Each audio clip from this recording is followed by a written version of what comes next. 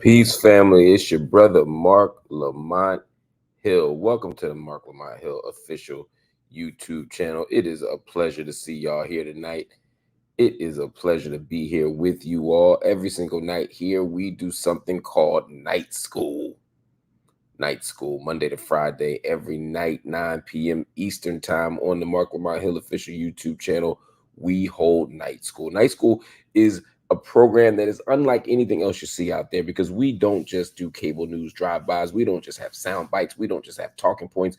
We break down the biggest stories going on in the world. We have the most intense debates, the most profound conversation, the most challenging topics engaged right here on the channel, right here in Night School, in a way that advances our knowledge. It is a deep dive. It's not a podcast. It's not a TV show. It is a classroom, a global classroom. And tonight is no exception. I got to shout y'all out though, man. I just want to do a couple shout outs before we go and move on to the big stories of the day. And there are some big stories going on today that I can't wait to talk to y'all about.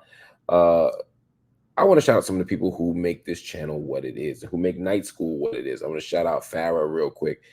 Is somebody who's here every single night, just about. Sahur as well. Kime Aboyade Acosta is here as well. These people are not only members of the community, they're also members of the channel. And I appreciate y'all so much. All y'all, Farah, Jenna Nana, Karen D. By the way, the people are talking about the fact that I did an interview tonight on the Katie Halper show, along with Brianna Joy Gray. As you all know, both Katie and Brianna are, I guess, alumna of The Hill. For those who don't know, they were on that network, The Hill. They both were fired for their advocacy of Palestine. Katie made some sort of, I guess you could call it like a package or a presentation about how Israel's an apartheid state. And of course, Brianna was fired last week, allegedly for rolling her eyes, or they didn't even make the allegation. They just fired her for being a pro-Palestinian advocate. Rosability, Katja Kitty, Maria Piper, thank all of y'all for being channel members. And so Katie did a live stream tonight on her show, the Katie Halper show, and it was great. We had a great conversation with her and Brianna Joy Gray, and it was sort of nice to have an honest and rich, transparent, and somewhat vulnerable conversation about what it means to do this work of liberation, and specifically to do this work of fighting for the liberation of Palestine as an ally and in solidarity, while operating in corporate media spaces or operating in university spaces.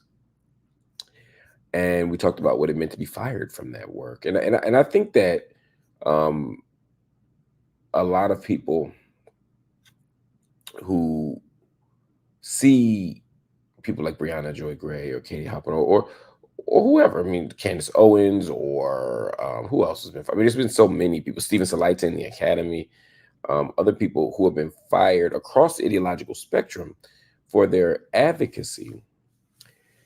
We make them martyrs. We celebrate them. We talk about, the raw deal they got, but we sometimes underestimate the toll. We underestimate the pain. We underestimate the frustration. We underestimate the shame that many people feel when they get fired for this work. It's not just that you die or put professionally on some moral high ground, and that the moral high ground gives you kind of strength and support and sustenance. Nah, this shit still is difficult. It's painful. It's frustrating. And it takes a long time to recover from it. And I'm not sure that people fully appreciate that. So it was a wonderful opportunity to sit and talk to my peoples. Brianna is brilliant and thoughtful and clever and, just one of the best voices we have on these matters, and Katie is too. And so it was dope to be there with them, and we might have even welcomed a few new members. Some people probably joining us from that show because they saw the conversation and they see the symmetry ideological and political symmetry between us. Kimmy Obiade Acosta gifted 10 Marc Lamont Hill channel memberships, yo. So if y'all out there in the room right now, you look in your inbox, you might have just found a membership for a month to the channel. That's also dope, man. Thank y'all for all that you do to make this channel what it is and to support it. We're going to get started in just a second. Isaac Smith Kawa, shout out to you as well. Boaz Kim Music, shout out to you. Rachel, shout out to you. Every single person out here who's a member of the channel, you all help make this thing tick. And again, I don't take it lightly. So thank you, thank you, thank you. It's time to get started with a story that really is disgusting and disturbing on so many levels. Donald Trump's spiritual advisor resigns from his church amid allegations that he molested a 12-year-old. A 12-year-old. If you don't know the man in this picture talking to Donald Trump, his name is Robert Morris. And Robert Morris is the pastor of Gateway Church. It's a big mega church in Texas. It's an evangelical vibed church. They teach prosperities of wealth as well. But at the core, this is an evangelical church that has all the thou shalt nots, all the fire and brimstone. They got all the stuff. Well, this man, Robert Morris, has recently come under fire because a young woman says that, or a woman, she's no longer a young woman, a woman says that he molested her in the 1980s. The 1980s. Now, to give you context, the young woman says that, and her name, by the way, is Cindy Clemishire. She said that she was routinely sexually abused by Donald Trump's spiritual advisor. She says the abuse started in 1982, and she remembers the date because it was Christmas, December 25th, 1982. And she said that for 4.5 years after that,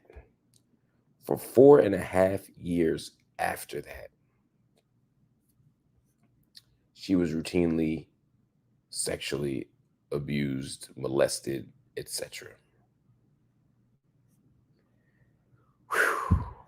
Now, she was 12 years old at the time. The young woman was 12 years old. And if you say, well, how old was he? Because we need context. I know some of y'all, not in my crew, but there are people out there who are looking for excuses, who are looking for ways to make this make sense. Well, he was in his 20s and he was married. Just so you understand the context. Yes, it was 35 years ago, but this still matters. She gave a statement to the Christian Post. I'm sorry, he gave a statement to the Christian Post attempting to make sense of it, or attempting to explain what happened.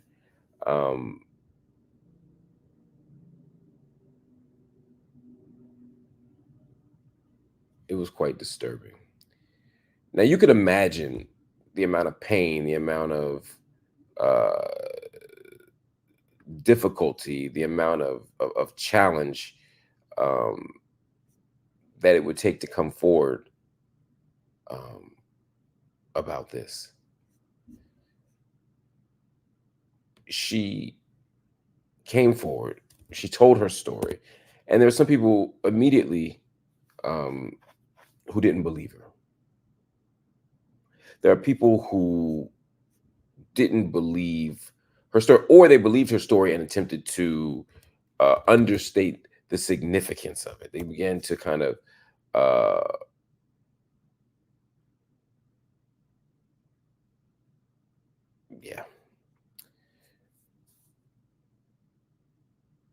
they began to do what people do to victims in a rape culture. They began to say she was a liar. Or they began to say, oh, it wasn't that big of a deal. They even used a certain kind of language to make it seem like it was less bad. Some of the newspaper outlets, some of the Christian newspaper outlets, the right-wing evangelical newspaper outlets, some of the voices kept saying that she was a young lady when this happened. A young lady. Now you say, what's wrong with saying young lady? Well, she wasn't a young lady. In fact, Morris himself, Robert Morris, again, Donald Trump's spiritual advisor, the founding pastor of Gateway Church in Southlake, Texas, he admits to this behavior, but still frames it a little bit differently, like it wasn't as bad as it sounds. Like it wasn't as bad as it sounds. This man admits to having harmed this young woman. He says, when I was in my early 20s, I was involved in inappropriate sexual behavior with a young lady in a home where I was staying. It was kissing and petting and not intercourse, but it was wrong. Pause. So the man admits that he did this. Donald Trump's spiritual advisor admits that he had this inappropriate behavior, but he calls it with a young lady.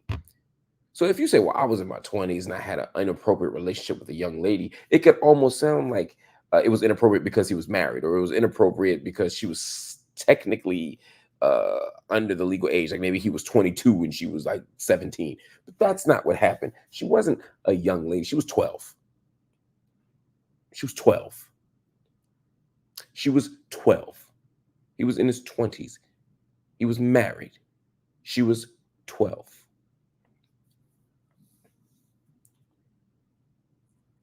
He said this behavior happened on several occasions over the next few years. He did all this in a statement. She was 12. Now, as you could imagine, she didn't like that language. Even though I'm sure she appreciated him taking accountability, she did not like this method. She said she was appalled by him calling her a young lady. She said, I was 12 years old. I was a little girl, a very innocent little girl, and he was brought into our home. He and his wife, Debbie, and their little boy, Josh. He was married with children, y'all. And trusted and preached at the church that my dad helped start, and then began grooming all of us to do this, which took me decades to wrap my brain around as an adult. It went on for many years. He says there was no sexual intercourse, but he did touch every part of my body. I'm going to stop here and issue a trigger warning. The next few sentences may be triggering. If you want to dip out into the next segment, I understand. Or if you want to just wait 2 minutes, I'll be done with this part. But I want to read this for the audience because I need them to understand that what Donald Trump's spiritual advisor did was not minor. What Mr. Morris did was not minor or small. I'm counting in now. 3, 2, 1. I want y'all to know I'm about to start. She said, he and his wife, Debbie, and their little boy, Josh, I trusted them and preached at the church that my dad helped start, and then began grooming all of us to do this. It took me decades to wrap my mind around it as an adult. It went on for many years. He says there was no sexual intercourse, but he did touch every part of my body and inserted his fingers into me, which I now understand is considered a form of rape by instrumentation. I was an innocent 12-year-old little girl who knew nothing about sexual behavior. You see, Mr. Morris was a traveling evangelist. He was going around the country, and this is what he was doing. You can find more information on the actual narrative of this young woman, which I think is important, or this not so young woman. She's in her 50s now. This was 1982, so we're talking, was that 40 plus years? Yeah, she's in her 50s. But the story doesn't stop there. He basically admits it, but now he's decided to resign from the church, or the church has kind of forced him to resign. This is a church with hundreds of thousands of members, or over 100,000 members. They're huge. They're influential. They shape policy. They shape consciousness.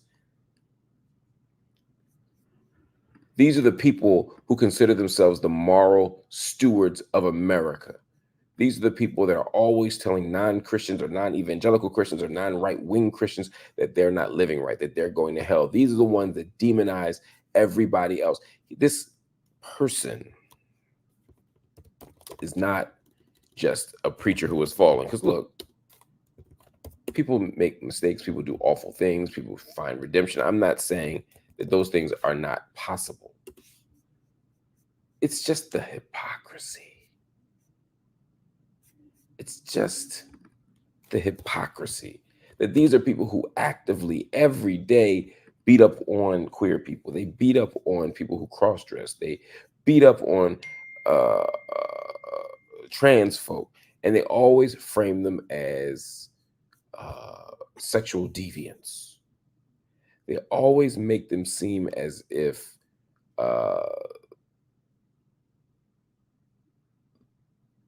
they are corrupting the youth and corrupting our communities. They assume a position of moral superiority, and while they're doing that, they're often engaged in the very acts of sexual impropriety that they're accusing other people of doing. Yeah, drag queens aren't out here molesting people. Gay men are not just out here molesting people. So rather than looking in the splinter in my eye, check the log in yours, fam. Because you're the one doing this stuff, Robert. You're the one doing this stuff by your own admission, and now you're stepping down. And good. Good. Step down. Move out of the way. But it's fascinating how Donald Trump ends up with this guy as a spiritual advisor. Now, in fairness to Donald Trump doesn't have any spiritual grounding. Donald Trump don't really look to this man for spiritual advice. Donald Trump don't look to nobody for spiritual advice, including God. Donald Trump is not a spiritual man. Donald Trump pretends to read the Bible. You can't even ask him. Name a verse. Jesus wept. But Donald Trump made a decision to put this person as the face of his fake religiosity. Why would you choose him? Well, you choose him because he represents something. One, he represents the neoliberal economic logic of the modern church. That is to say, these health and wealth, name it and claim it, God meant me to drive a Bentley Christians inside of mega churches that are producing millions, and I do mean millions of dollars.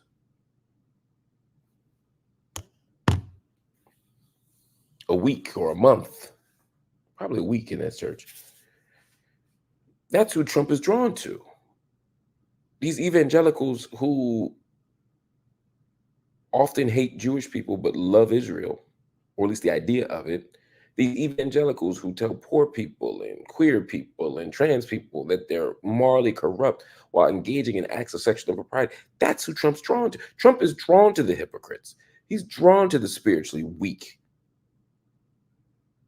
He's drawn to fraudulent displays of ethics and morality.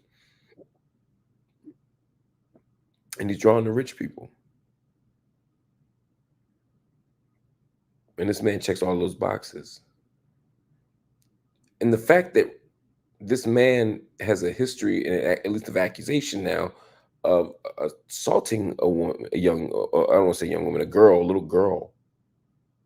It becomes fascinating when Donald Trump talks about grabbing women by their private parts. When Donald Trump has such a history of sexual impropriety and mistreatment of young, medium, and older women and girls, right? I mean, Trump is just an equal opportunity scumbag.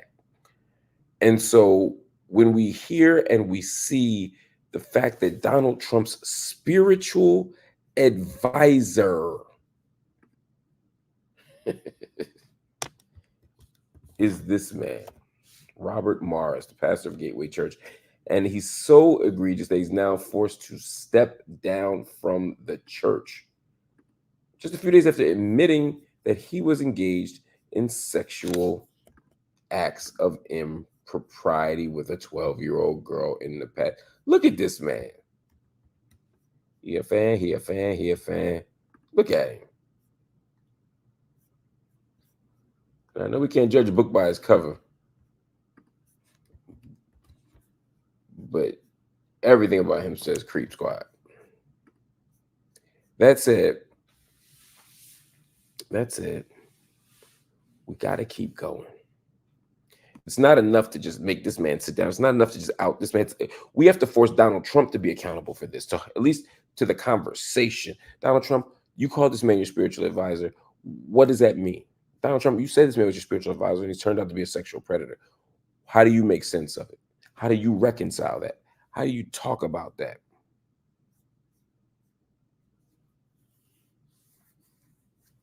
We can't let this be another thing that just passes. The stakes are too high.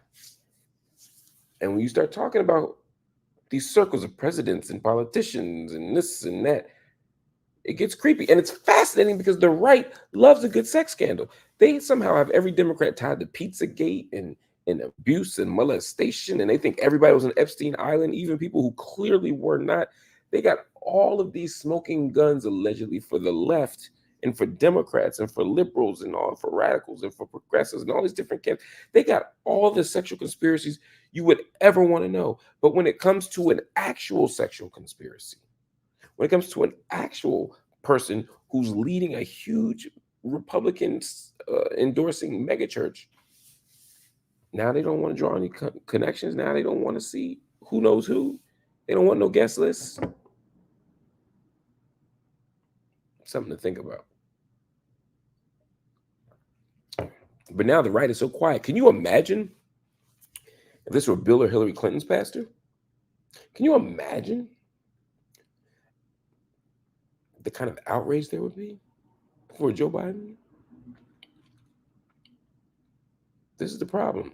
This is the crisis. Anyway, we're going to move on. But I just had to break that down for y'all and have that conversation. And again, forgive me for sort of jumping into this topic. I know it can be mentally, socially exhausting and draining. So I don't want to not take that for granted. Now, all of you know that as we talk more and as we learn more about the struggle for liberation in Palestine, and we understand the resistance of the Zionist movement, one of the big organizations that has supported the Zionist movement has been the Anti-Defamation League. And the Anti-Defamation League is not like a civil rights organization as we traditionally know it. People will say that it is. People will say, oh, you got the NAACP, you got the Urban League, you got the National Action Network, you got Rainbow Push, you got whatever, you got B'nai B'rith, and then you got the Anti-Defamation League. No, the Anti-Defamation League is not a traditional civil rights organization. The Anti-Defamation League has a long history of being a menace. Now, sometimes the Anti-Defamation League gets it right. They do call out anti-Semitism. They do call out harm and hate against Jewish people. They do rightly challenge harm and hate against Jewish people. The problem is they also decide to weaponize the language and the discourse of anti-Semitism against people who simply disagree with Israel. The ADL is an advocacy organization masquerading as a civil rights organization, whereas the NAACP, they hear about racism, they go out, they address it. The Anti-Defamation League smears people. They lie on people. They put false charges of anti-Semitism on people. Now, that's not to say that everybody they accuse of anti-Semitism is innocent. No, they get anti-Semites too. The problem is they cast such a wide net that they not only get the anti-Semites, but they also get people who have principled differences and principled political positions that simply challenge Israel. So the ADL has a long history of smearing and lying and misrepresenting and challenging the wrong people at the same time that they also do some good work. So when you know all of that, it makes the ADL not so trustworthy as a source, right? If I said the Southern Poverty Law Center deemed this group a hate group, you'd say, okay, I trust Southern Poverty Law Center. If I said CARE or the NAACP made a determination from their investigation and research, you'd probably believe it. And for a long time, the ADL has flown under the radar, despite the fact that it is often not reliable. Well, Wikipedia, Wikipedia is on to them. That's right. Wikipedia, the editors at Wikipedia, I'm not talking about random Joe Schmo, but the editors at Wikipedia have determined damn near unanimously that the Anti-Defamation League is, quote, unreliable on two issues: on Israel-Palestine, and number two, on anti-Semitism. To be clear, the editors of Wikipedia. Now, if you don't know Wikipedia, you do. It's sort of online crowdsourced information network. The editors of Wikipedia voted to declare the ADL, quote, generally unreliable on Israel and Palestine. They also said that it was generally unreliable on anti-Semitism. And they not only made that determination, but they added the ADL to a list of banned sources. That means if you say something's anti-Semitic, you can't say, well, it's anti-Semitic because the ADL said so. Nah, B. Not anymore. Not nowadays. The report said that the overwhelming majority, that's a quote, the quote, overwhelming majority of Wikipedia editors voted to deem the organization unreliable. The Middle East Eye reached out to Wikipedia for comment on the report. And when I read the Middle East Eye, which I like to read, they didn't want to respond. Now, they responded to the Jewish Telegraph Agency, but they didn't respond to the Middle East Eye. So I looked for it. I was waiting to hear what they would say back. They didn't say much. But the Wikipedia editor said this: ADL no longer appears to adhere to a serious, mainstream, and intellectually cogent definition of anti-Semitism, but has instead given into the shameless politicization of the very subject that it was originally esteemed for being reliable on. In other words, that's perfectly put. The ADL was supposed to be the ADL was sort of a watchdog organization to fight anti-Semitism, and now they call everything anti-Semitic. That's basically what the editor is saying, and so we can't trust that anymore. When you say something's anti-Semitic, that doesn't mean anything. Now it's interesting. They're not the only place that's on the no-fly list. National Enquirer is on there. Newsmax is on there. Ugh. TMZ is on there, surprisingly. And then InfoWars, of course, as long as it exists, and ain't gonna exist long with no money, is on there too. So the ADL is now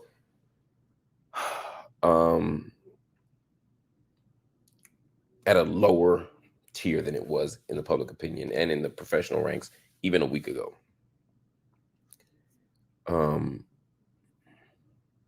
This is important stuff.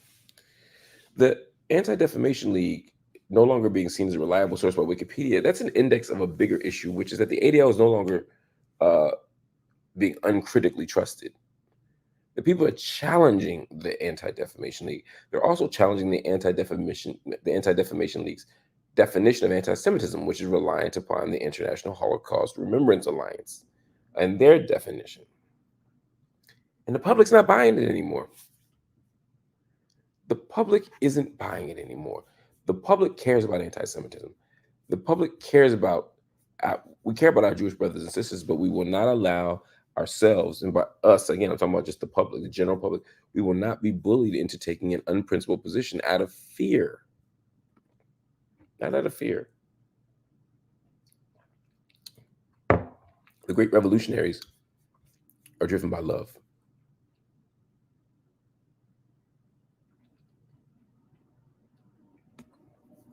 The great revolutionaries are driven by inspiration and care and compassion and mercy. Time is changing. The political climate is changing.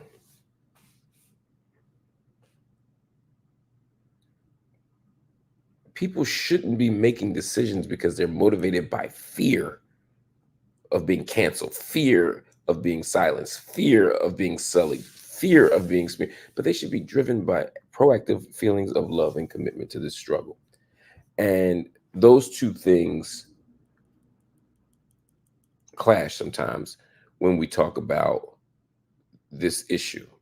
Because on the one hand, there are some of us who actually care about anti-Semitism.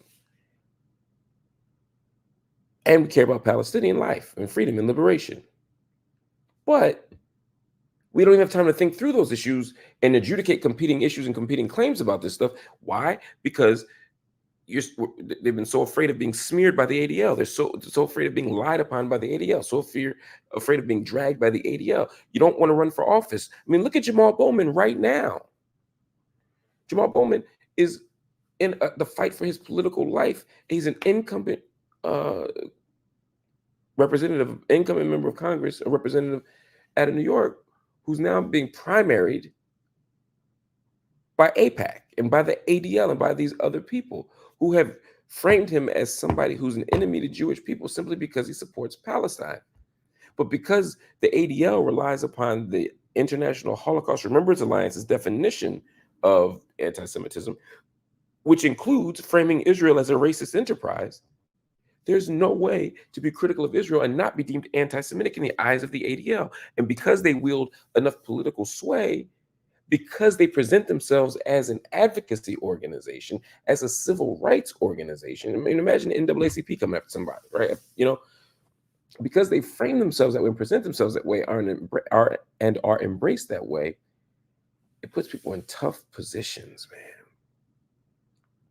It puts people in a tough spot. But the good news is people aren't buying it anymore. The fact that the editors of Wikipedia are pushing back, and the fact that people aren't just wholesale embracing the IHRA definition, although Congress is, and that's ridiculous, it says that we're making progress. So as frustrating as it is that the ADL moves the way it does, the fact that Wikipedia is on top of it, the fact that we now know, that's a major, major, major victory. All right. Family, y'all heard the same stories that I heard. If you were on the internet today, you probably heard some interesting news. Let's pull up my thing here. You know, if you were on the internet today, you probably heard some interesting news. You probably heard that Noam Chomsky had died. That's right. Around noon today, the internet was abuzz with this claim that Noam Chomsky, the famed linguist, the famed radical theorist, or advocate is probably a better word, had died at the age of 95. Suddenly, the internet was filled with in memoriams. It was filled with obituaries. People were saying all the great things, and of course, the haters were like celebrating his death. They were literally telling him to rest in piss. They were literally mocking his death. And then more recently, Mr. Chomsky's wife has stepped forward and said that it ain't true. Valeria Wasserman Chomsky says that while he did suffer a stroke a year ago, and while he's still recovering, and I believe he's in Brazil recovering, that while all that is happening, and that part's true, he is not dying. In fact, she said he's alive and well. Now, my sources, I'm just speaking for me, my sources say that he's not so well, and that many family members are actually upset with the fact that he is sort of being held together, through medical and technological means rather than his own individual capacity to survive. That's the rumor. That's the story that's being reported, right? That the family is not happy with the decisions that Mr. Chomsky's wife is making, or Dr. Chomsky's wife is making. But regardless of where you land on that, Noam Chomsky is not dead.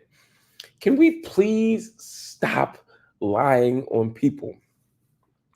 I know some of y'all, somebody out there clearly thinks it's funny to say that somebody's dead, to see what the internet will look like, to see what the in memoriams will look like, to see what the hagiographic updates or analysis of people's lives come in. The haters are going to come forward to. All of it's going to happen. And it's fascinating to watch it play out. But I can't imagine what it would be like as a non-dead person for the whole world to not only think I'm dead, but to talk about it. That could be fascinating. You might find out some shit about yourself you don't want to know. But at the end of the day, Noam Chomsky is not dead. We're hoping for his healthy recovery. We're hoping for his speedy return to wherever he wants to be.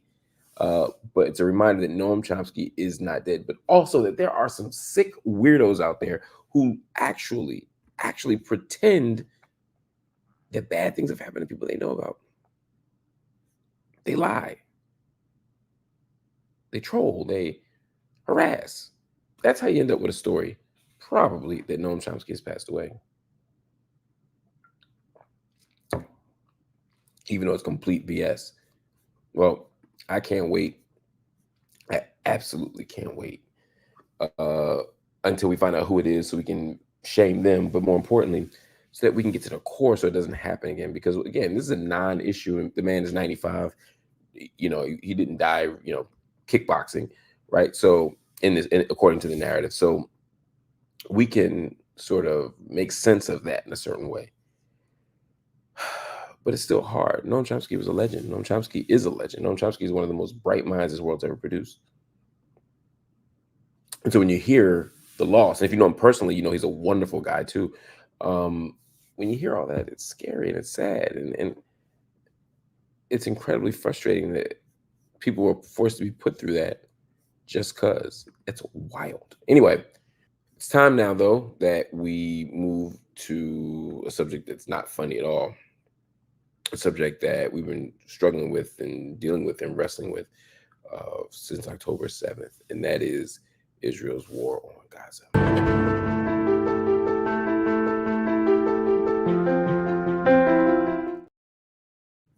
All right, y'all, it's time for the Israel war on Gaza report. As always, we begin with the numbers. At least 37,372 people have been killed and 85,452 people have been injured in Israel's war on Gaza since October 7th. The revised death toll in Israel from the Hamas-led attacks on October 7th remain at 1,139. And of course, there are dozens of people who are still held captive in Gaza. According to the Gazan government media office, a lack of aid, including food, nutritional supplements, and vaccines, has put 3,500 children at risk of dying from malnourishment. We keep saying it's not a genocide, or people keep saying it's not a genocide. I don't know what you call this.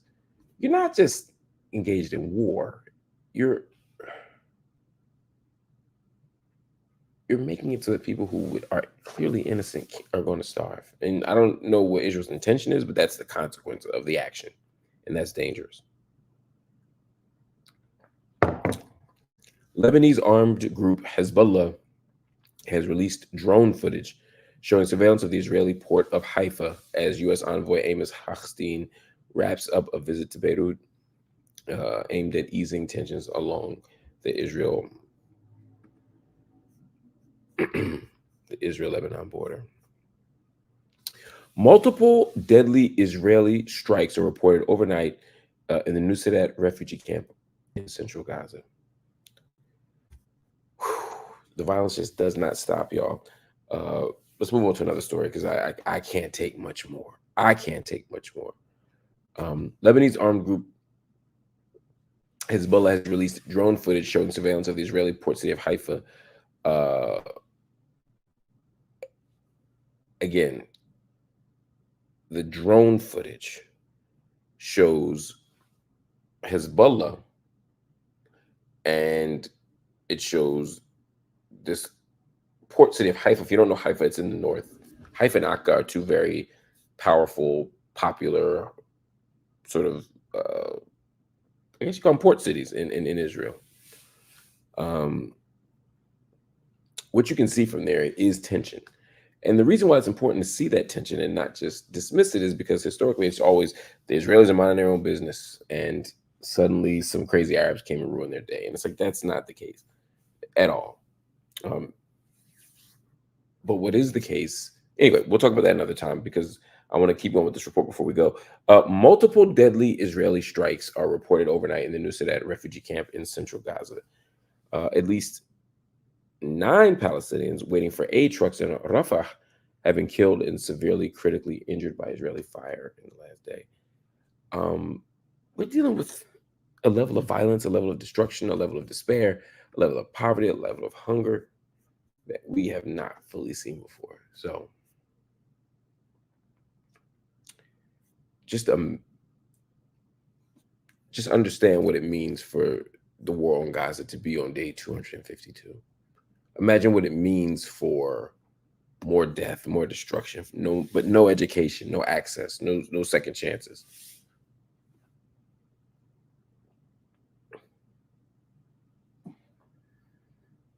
This is the reality of the Gaza Strip. This is the reality of not of war, but of genocide. And that's what y'all got to deal with. Anyway, family, thank you for watching Night School. It's been a pleasure as always to talk to you. We'll be back at our normal time tomorrow, which is good for everybody. I won't be up here looking crazy, looking half asleep. Feminista, as if my edible kicked in. I don't do edibles, but I do be tired. Yo, I'm worn out. But coming up soon, there'll be opportunities for us to dialogue as well. By us, I just mean the entire community. And of course, if y'all want Feminista Jones on, I do too. She needs to come on the show so we can break some stuff down. She'll be part of our panel hopefully next week. I want to shout out once again Kime Abigada Acosta for gifting 10 memberships to the channel. Same thing with my brother Jeremiah Muhammad. You have no idea how valued and appreciated your contributions are. See Shada, see you fam. She dropped $10 in the tuition rolls for in the basket for tuition. And again, this is tuition. Every night we're getting the breakdowns, we're getting the analysis, you're getting all this stuff. All I ask is that you support the channel back. To support the channel, you just have to hit the like button. Hit the like button, and the channel will be supported. Hit the subscribe button. Extending our reach and our digital footprint also helps the channel. If you're so inclined, hit the join button. Just for $3.99 a month, you can become a monthly subscriber to the channel, which goes just infinitely farther to help us reach our goals and just grow. And of course, everybody doesn't have the ability to make a monthly commitment. I understand that. What I would ask is that you just spread the content. Just share the content. Let people know to watch. That goes a long way. And of course, if you want to make a one-time contribution because you don't have the resources to do a monthly thing, Cash App, PayPal, Venmo, or Zelle are great. You can hit us up. You can make the donation. If everybody watching right now would just drop $10 in the tuition plate, just $10, we'd meet our goals for the month. Anyway, thank you for watching, and we'll see you soon. Peace.